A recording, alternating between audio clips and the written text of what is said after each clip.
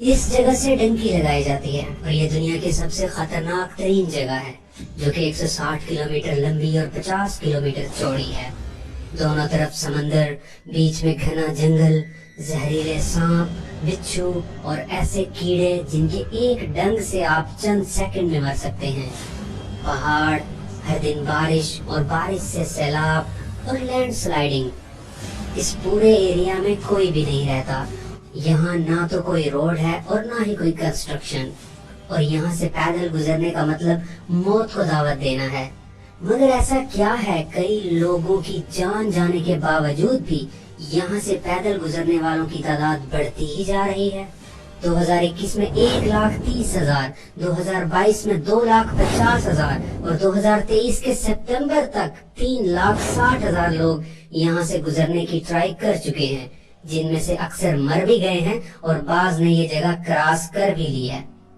اصل میں اس جگہ کا نام ڈیرین گیپ ہے اور یہ دو ملکوں کولمبیا اور پاناما کے درمیان میں موجود ہے۔ پاناما سے آگے سینٹرل امریکہ، میکسیکو اور پھر یو ایس اے موجود ہے۔ تو معاملہ کچھ یوں ہے کہ کولمبیا اور اس کے ساتھ وینزویلا، ہیٹی، افریقہ اور ایشیا سے لاکھوں کی تعداد میں لوگ اپنے بہتر روزگار اور بہتر زندگی کے لیے اپنا ملک چھوڑ کر غیر قانونی طور پر امریکہ جانا چاہتے ہیں، کیونکہ قانونی طور پر وہ امریکہ کے ویزے کی ریکوائرمنٹس پوری نہیں کر پاتے، اسی لیے وہ غیر قانونی طریقہ جس کو ڈنکی کہا جاتا ہے کا استعمال کرتے ہیں۔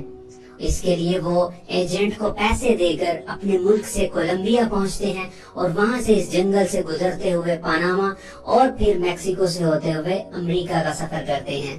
ڈنکی لگانے والے باقی جگہوں سے مشکل سے گزرتے ہوئے جب یہاں پہنچتے ہیں تو اس موت کے جنگل سے گزرنا اور بھی زیادہ مشکل مرحلہ ہوتا ہے۔ اس 160 کلومیٹر لمبے جنگل کو پیدل کراس کرنے میں تقریباً 10 سے 15 دن لگتے ہیں، اور جنگل بھی ایسا کہ جس میں زہریلے سانپ، بچھو، کیڑے، مچھر اور پھر اوپر سے بارش اور لینڈ سلائیڈنگ کا خطرہ۔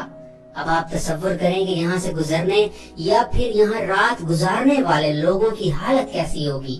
کہ آپ کو نہ تو فرسٹ ایڈ دستیاب ہے، نہ آپ واپس جا سکتے ہیں۔ بعض لوگوں کے پاس تو کھانے کے لیے بھی کچھ نہیں ہوتا، تو وہ درختوں کے پتے اور گندا پانی پی کر گزارا کرتے ہیں۔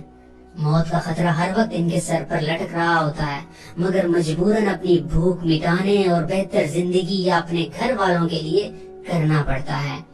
اور ہر سال یہ تعداد بڑھتی ہی جا رہی ہے۔ یہاں نہ تو کوئی سڑک ہے اور نہ کوئی آبادی۔ ایسا کیوں ہے؟ کیا کوئی بنانا نہیں چاہتا یا بن نہیں سکتا؟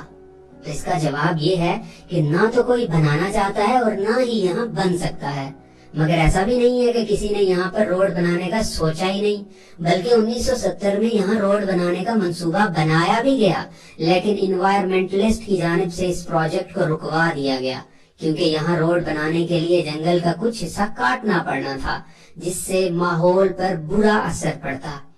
یہاں تقریباً سارا سال بارش ہی ہوتی رہتی ہے،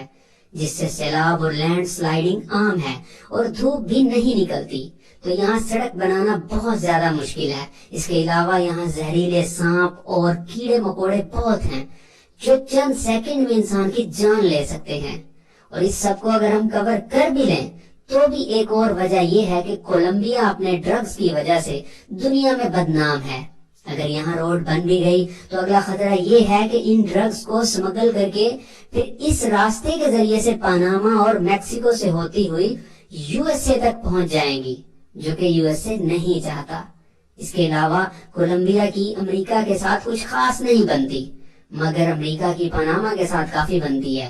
اس کی وجہ یہ ہے کہ پہلے پاناما کولمبیا کا ہی حصہ تھا، مگر اس ڈیرین گیپ کی وجہ سے کولمبیا پاناما پر ڈائریکٹ کنٹرول نہیں کر سکتا تھا، جس وجہ سے پاناما کے لوگوں نے اپنے لیے ایک الگ کنٹری کی تحریک شروع کر دی، جس میں امریکہ نے پاناما کا ساتھ دیا، کیونکہ امریکہ کو اپنی ٹریڈ کے لیے پہلے بہت لمبا سفر سمندر میں ایک طرف سے دوسری طرف جانے کے لیے کرنا پڑتا تھا، مگر پاناما کے ساتھ دینے سے اس کو پاناما کینال سے ایک شارٹ کٹ راستہ دوسری طرف پہنچنے کے لیے مل سکتا تھا،